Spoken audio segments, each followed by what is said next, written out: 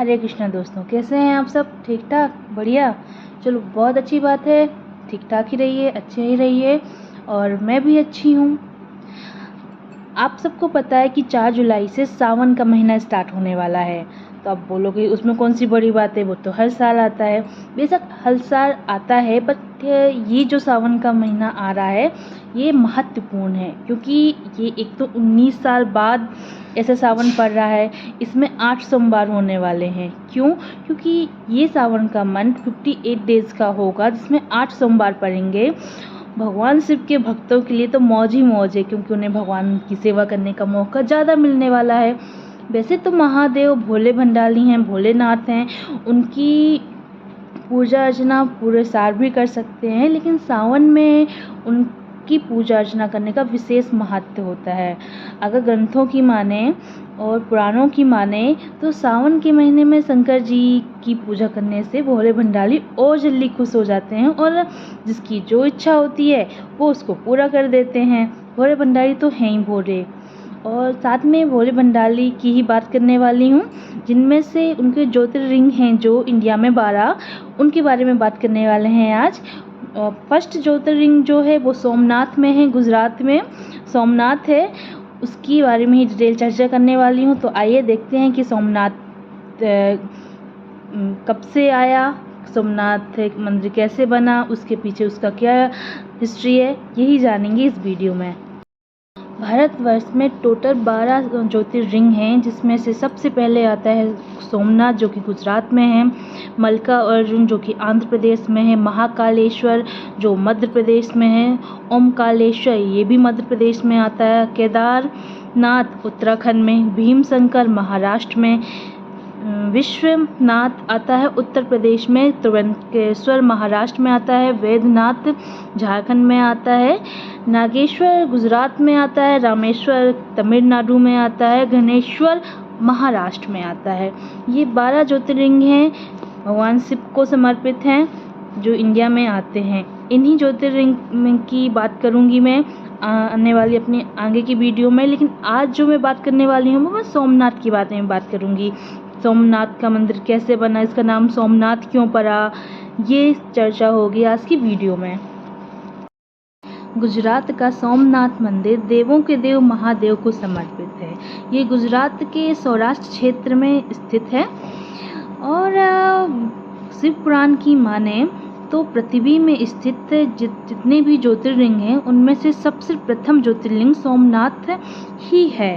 और ये विशेष इसलिए भी है और विशेष महत्वपूर्ण इसलिए भी है क्योंकि अगर हम हिस्ट्री में जाएं तो देखते हैं कि लगभग इस मंदिर के ऊपर 17 बार विदेशी आक्रमणकारियों ने हमला किया, इस मंदिर को तोड़ा, लेकिन ये मंदिर आज तक सही सलामत बरकरार है। वो उसका कुछ भी नहीं बिगाड़ पाए, थोड़ा बहुत क्षति पहुंचाई, बट मंदिर आज भी है, बिल्कुल सही सलामत है ये मंदिर ज्योतिर्लिंग। शिव महापुराण में 12 ज्योतिर्लिंग की संपूर्ण कथा मिल जाती है। हर एक ज्योतिर्लिंग के बारे में डिटेल में बताया गया है। उसी में सोमनाथ के बारे में भी बताया गया है कि सोमनाथ की स्थापना चंद्रदेव ने की थी। अब चंद्रदेव ने सोमनाथ की स्थापना क्यों की? क्या हुआ कि चंद्रदेव को दक्ष प्रजापति से श्राप मिला था 6 रोग हो जाने का।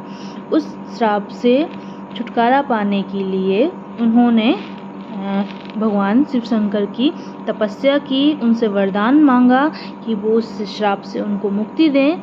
इस वजह से उन्होंने शिवलिंग की स्थापना की थी, और चंद्रदेव का एक नाम सोम भी है, जिस वजह से इस ज्योतिर्लिंग का नाम सोमनाथ पड़ा। अब चंद्रदेव कौन है? चंद्रदेव महर्षि अत्रि एंड देवी अनसुईया के पुत्र हैं। इनका विवाह हुआ था दक्ष प्रजापति की 27 बेटियां थीं, उनके साथ चंद्रदेव का विवाह हुआ था। अब चंद्रदेव को जो सबसे ज़्यादा प्रिय थी वो थी रोहिणी। सबसे ज़्यादा टाइम चंद्रदेव रोहिणी को ही दिया करते थे, जिस वजह से बाकी की जो उनकी वाइफ थी उनको बुरा लगता था, उनको जेलसी भी होने लगी अपनी बहन से। उन्हें बुरा भी लगने लगा कि हमारे पतिदेव तो हमारी साइड ध्यान ही नहीं देते, हमसे हमारे लिए तो टाइम ही नहीं है। तो इस बात से क्रोधित होकर सब बाकी की पत्नियां अपने पिता दक्ष के पास गईं और उन्होंने चंद्रदेव का ये व्यवहार अपने पिता के से बोला, उनसे शिकायत की कि चंद्रदेव हमारे साथ ऐसा व्यवहार करते हैं, पक्षपात कर रहे हैं।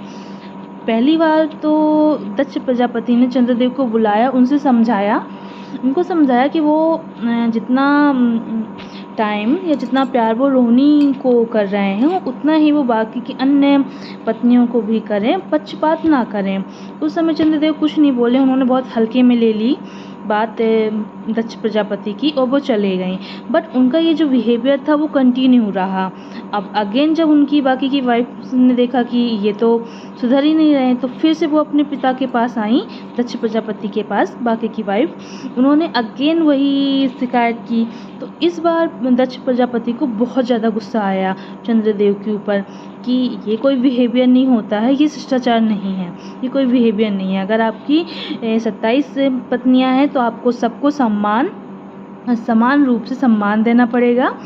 और इस बात से क्रोधित होकर दक्ष प्रजापति ने चंद्रदेव को 6 रोग हो जाने का श्राप दे दिया कि आपको बहुत ज़्यादा घमंड है अपने इतने रूपवान होने का। आप मेरी बात भी आपने नहीं सुनी, मेरी बात भी आपने नहीं मानी, जाओ आपका ये रूप ही आपसे छिन जाता है, आपको 6 रोग हो जाए। अब उनको श्राप मिल गया। तो अब वो अपने माता पिता के पास गए। माता पिता ने उनको सजेस्ट किया, चंद्रदेव को सजेस्ट किया कि इस रोग से निदान या इस श्राप से निदान तो सिर्फ भोलेनाथ ही कर सकते हैं। तो तुम जाओ भोलेनाथ से प्रार्थना करो, उनकी तपस्या करो। तो चंद्रदेव यहाँ आते हैं, गुजरात के सौराष्ट्र जो क्षेत्र है यहाँ आते हैं और वो यहाँ पे एक ज्योतिर्लिंग की स्थापना करते हैं। उसके सामने वो तपस्या करते हैं। उनकी तपस्या से भोलेनाथ बहुत खुश हो जाते हैं, प्रसन्न हो जाते हैं। भोलेनाथ तो हैं ही भोले भाले, जल्दी से खुश हो जाते हैं। तो वो आते हैं और उनको वो 6 रोग से निवारण देते हैं। बोलते हैं कि जो हल्का फुल्का आपका दाग तो रहेगा, पूरी तरीके से नहीं सही होगे, लेकिन मैं आपको आशीर्वाद देता हूँ कि ये जो कष्ट है बिल्कुल भी नहीं होगा आपको।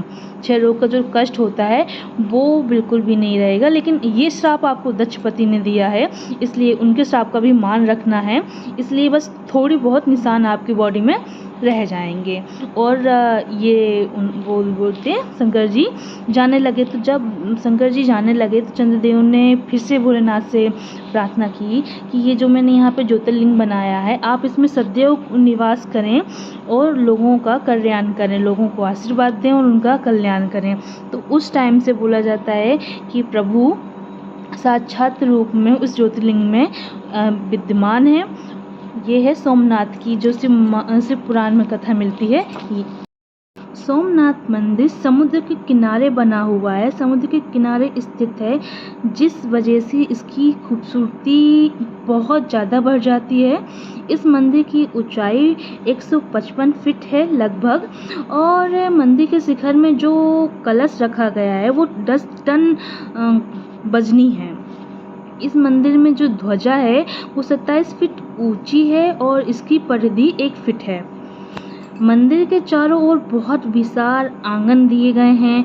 मंदिर में जो प्रवेश द्वार हैं उसमें बहुत खूबसूरत कलात्मक तरीके से मूर्तियां बनाई गई हैं।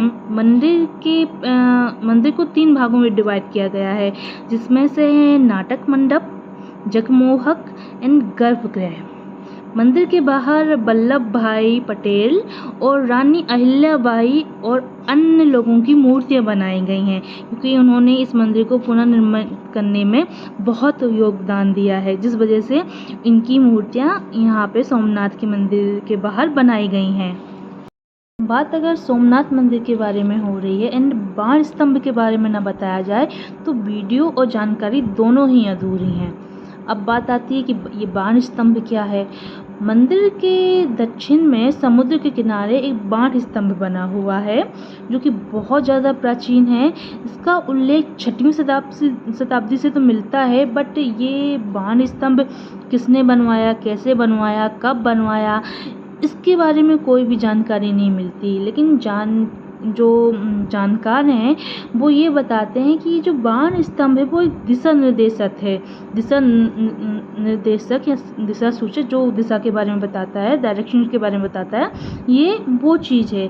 इसके ऊपरी सिरे पर एक तीर लगा हुआ है और ये समुद्र की साइड मुड़ा हुआ है ये तीर। नीचे लिखा हुआ है कि इस बिंदु से दक्षिण ध्रुव तक कोई भी अवरोध नहीं है, कोई भी बाधा नहीं है, एकदम सीधे।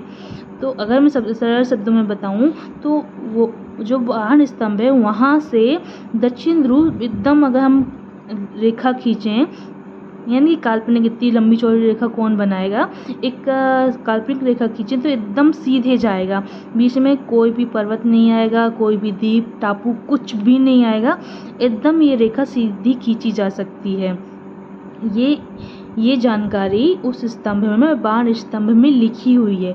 ये संस्कृत में लिखी हुई है, मैंने हिंदी में बोला है, बट ये किसने लिखा, उस टाइम पे भी लोगों को कैसे पता चला कि इस बिंदु से लेकर दक्षिण ध्रुव के बीच में कोई भी अवरोध नहीं है, ये अभी तक सॉल्व नहीं हो पाया है। मतलब उस टाइम पे भी इतनी एडवांस थी हमारी साइंस, देख लो, और हमको कुछ पता नहीं है। पता होना चाहिए ना, उस टाइम पे इतनी एडवांस थी। तो बस फ्रेंड्स, आज के लिए इतना ही। वीडियो पसंद आई हो तो बता देना, सब्सक्राइब कर दिया करो। सब्सक्राइब करने में कुछ नहीं जाता है, कर सकते हैं, एकदम फ्री है। लाइक कमेंट शेयर कर देना। अभी जा रही हूँ, आज की वीडियो में बस इतना ही। जय श्री कृष्णा।